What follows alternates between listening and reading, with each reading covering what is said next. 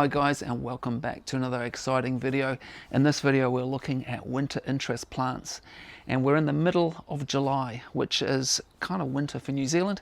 And of course New Zealand has a sort of, we're in the southern hemisphere here, so our sun at the moment is a lot lower in the sky, so it means it creates a lot more sort of shade on the garden. That's why it's a really good idea to have deciduous plants in the gardens, because they'll lose their leaves, they will let the light through to the shrubs underneath and the lawn so it doesn't die off. But at this time of the year we're just looking for a little bit of boost of color and interest. So this video is about that, and it's about looking into some trees, shrubs and ground covers and annuals, which will help to zap up your garden and make it look really cool over that winter period. So let's take a deep dive. We're going to look at trees first. So let's look at the taller trees first. This one here is Banksia integrifolia, the coast Banksia, and it's from Australia, and it has these very amazing looking flowers. They're like big honeycomb, what I think of as a honeycomb, and there's the seed pod. But they're also great for attracting tuis. You can see one there in the tree, and flowering over winter. There are some smaller varieties too.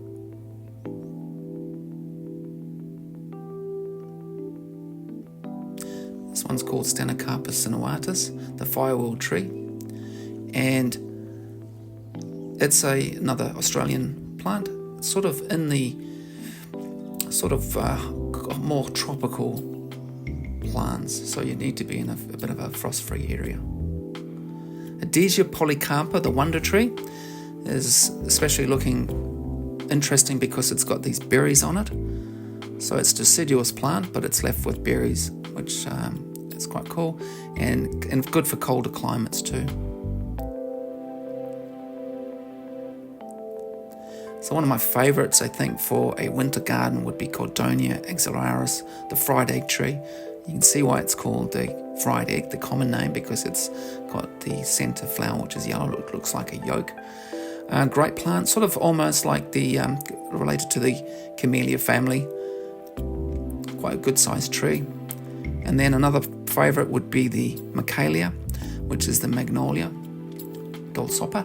The Michelias now have been renamed Magnolias, but they are a little bit sensitive to the frost, but otherwise a good plant, quite often scented. And then we've got deciduous magnolias. This one here is called the Magnolia stellate, the star magnolia, and quite a nice, pretty pink flower, and good for cold climates.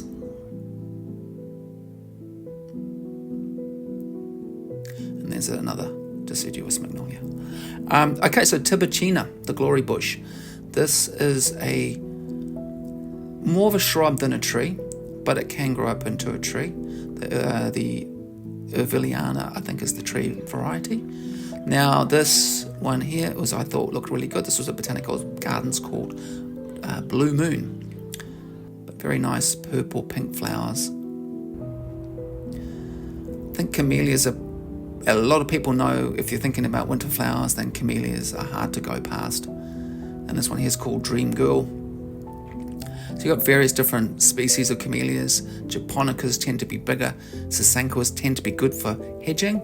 And this one here is Paradise Helen, as a star performer at Botanical Gardens. It's got a beautiful white flower, ranging in colours from reds to pinks to whites.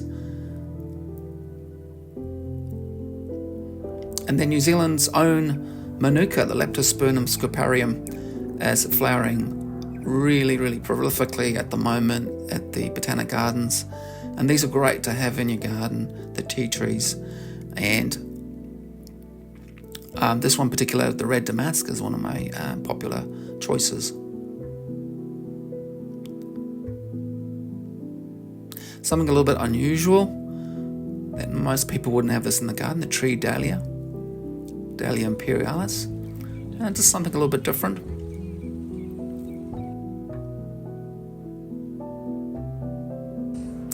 One of my favourites, I think I'd definitely include in a winter garden, would be this Luculia gratisma.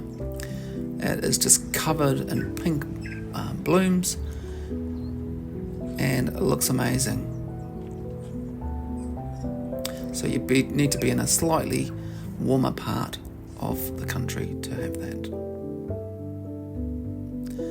Then fruiting, and fruit is also winter interest. If you think about it, it's the colour, the yellow on the green, it's just very bright, stands out like that particular lemon there. And of course you've got oranges, mandarins, all fruiting at the moment. And if you're interested in what mandarins to pick, then I've done a video on mandarins also. This one here is a very large tree in my garden. It's probably growing up to about sort of 8-9 meters, and that is the Camellia, and it is quite a nice eating fruit. Okay, we're going to move on to shrubs now, medium-sized plants. This is the Dahlia, so it's tropical hydrangeas, it's a common name. Pink ball is another common name for it, and this plant I see flowering pretty much all year round, but anything from winter to spring, it looks really, really cool. It'd be a great plant to have in your garden for just continual, almost year-round flowering, but especially good in winter as well. This is the Crotalaria rattle pods. If you can see this one is from the legume family, the Fabaceae, and you can see those are the pods there, look like pea pods, and rattle pods. When those seeds dry out, they'll basically rattle inside that pod, but very bright yellow flowers. This plant here, Westringia fruticosa, or the grey box, sometimes called a grey box because it can be clipped like box hedging, and I've seen it look really amazing when they clip it into like little spheres. I've got this one in my garden. It's got white flowers. It can flower throughout the year, but mostly in winter. A real showstopper is this King Protea, the Protea cineroides, and it is just amazing, and it flowers for a reasonable amount of time over winter. And this is another variety of that one, which is Arctic ice, a white variety. But if you want a showstopper in your garden, then you can't go past these South African proteas. This was one of my favourites for quite a while. This was the Adidendra uniflora, the China flower. Forms a very, very tight sort of rounded bush around about 1.5 meters and gets covered in these beautiful, dainty, sort of delicate white flowers. So rhododendrons and azaleas. So azaleas really are rhododendrons, but that's sort of the smaller plant, generally growing to around about sort of anywhere between 50 centimeters to a meter, and really good for colder climates. Bright colors from pinks to reds to whites. This one here, Kieran, is a fairly popular one. So colonemas, they also can be clipped into a rounded shrub. They have little dainty pink flowers that also are scented, and it's quite a nice plant. Doesn't last too long. It's a bit of a temporary sort of plant. Another showstopper, this is Aloe arborescens. The aloes just have these amazing flowers that come out in winter. There's quite a few different varieties. They've also got very high sort of architectural forms with these sort of different shapes, and they have a good selection here there at the Botanic Gardens, which is where this was filmed.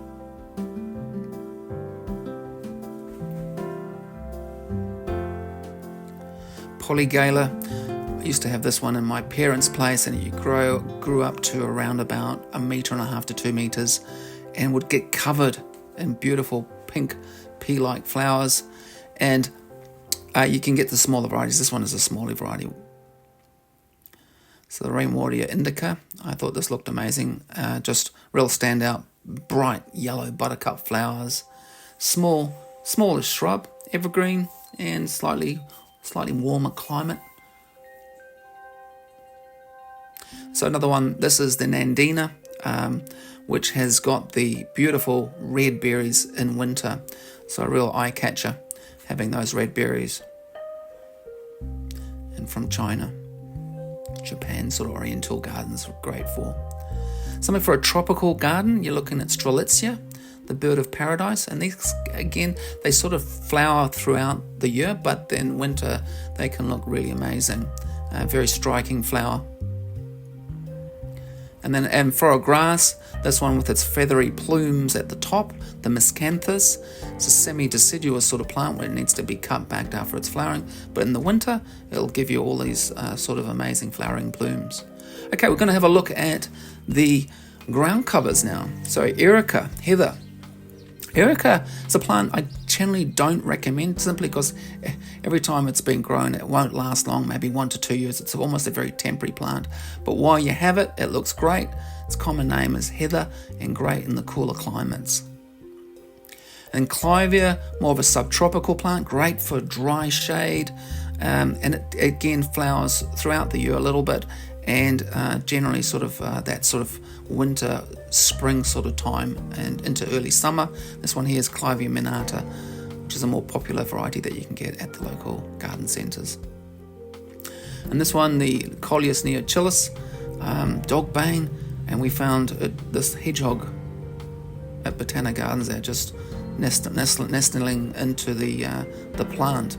But yeah, again, a very nice ground cover, something very different, and good for low maintenance, but also the bonus of these beautiful flowers. Now for Fugium, the tractor seat plant, given its common name because of the shape of the leaf, is flowering in winter. The flowers aren't particularly spectacular, so it's just included, so you get a bit of yellow flowers with foliage.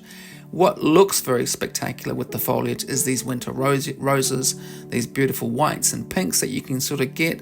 Definitely a showstopper for the Helleborus, good for these sort of positions, sometimes exposed, sometimes under trees, and really nice flowers.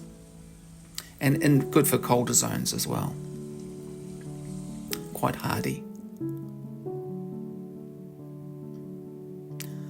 This plant here flowers throughout the year as well as summer, but it's also flowering in the middle of winter. This is Geranium Rozanne, and it's a star performer at the Botanic Gardens.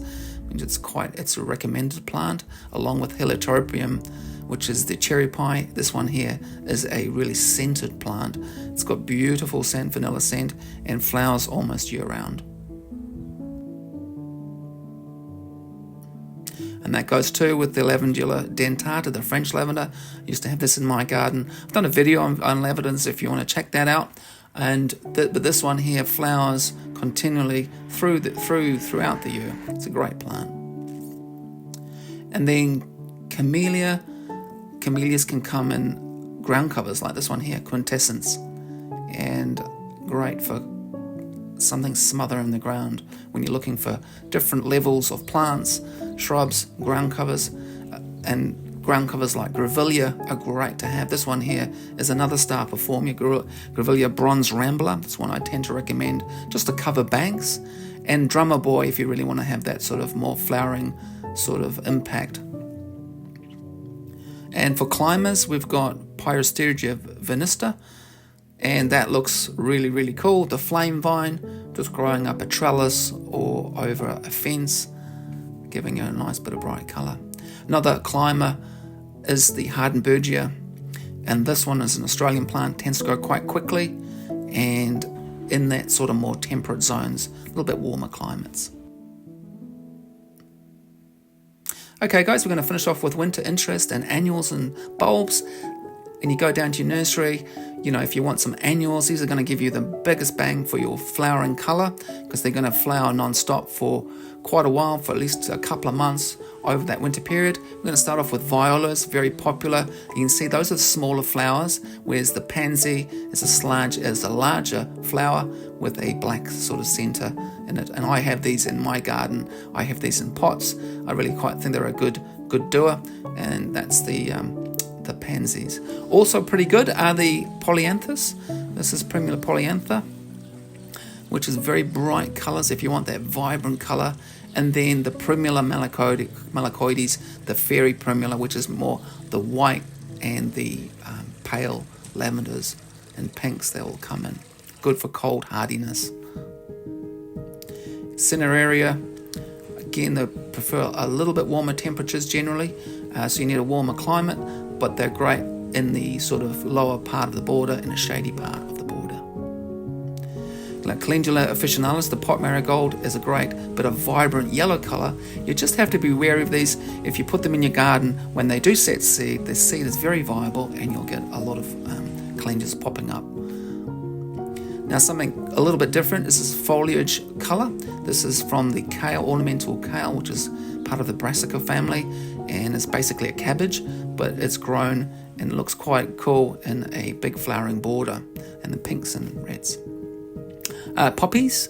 This is what Botanic Gardens had for their annual display. They had some nice poppies with some Alyssium and also orange Libertia thrown in there as well.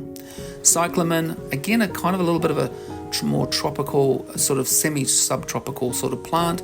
Got to be careful where you put them. Great for a little bit sort of shady at the front of a border, growing under other plants for a bit of protection. And then middle of July, we've got the daffodils and narcissus plants coming up. These look great under trees. They give you that real splash of colour.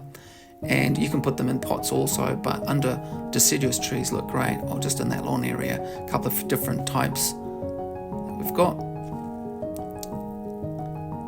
And then lastly, we've got the hyacinth, which is a great winter flowering bulb, and beautiful fragrant flowers, and pretty cold tolerant as well.